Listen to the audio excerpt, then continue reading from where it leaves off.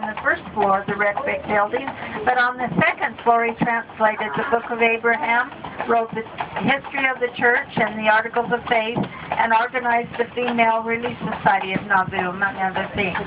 There is now a souvenir shop owned by the Community of Christ there. If you'd like to visit, we recommend that you go in there and see some of their beautiful things that they have for souvenirs there. This brown picket fence on our right surrounds the Smith Cemetery. The two white headstones down off the side of the lot are the headstones of Joseph Smith Sr. and Lucy Mack Smith. There are 20 graves there. A lot of them are unmarked. But on the east side of that graveyard are the graves of Joseph, Emma, and Hiram under the granite marker. This little cabin right here is the first home of the prophet Joseph Smith and his family.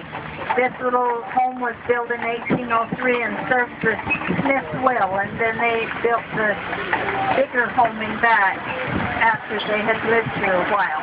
Down this street was called the Lower Landing, and the red brick home over there was the Nauvoo House, which is a very important thing to know here because that was the place that housed the people coming in, and that's where Emma lived when she died in 1879 at age 74.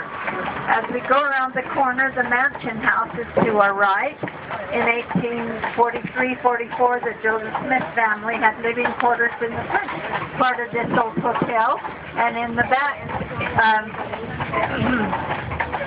Lucy had a place to live. At that time, it had 22 rooms and a stable adjoining for 30 horses. If you look up through the trees right up here, that is the Community of Christ Visiting Center, and if you want to go on a walking tour down through this area, that's the place it starts, and for a minimal fee they will take you on a walking tour down through some of these. This is the Sidney Rigdon home. He was in the first presidency of the church with the prophet Joseph Smith.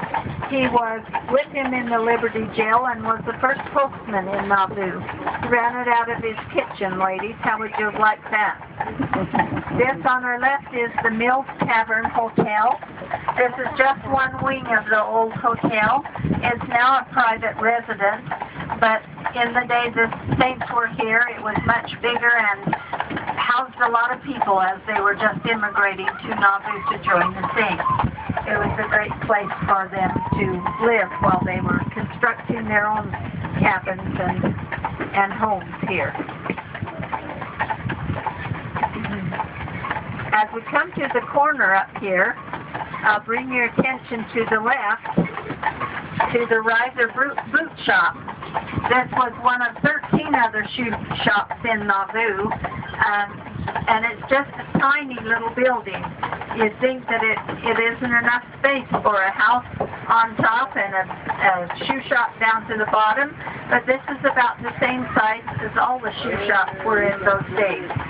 And George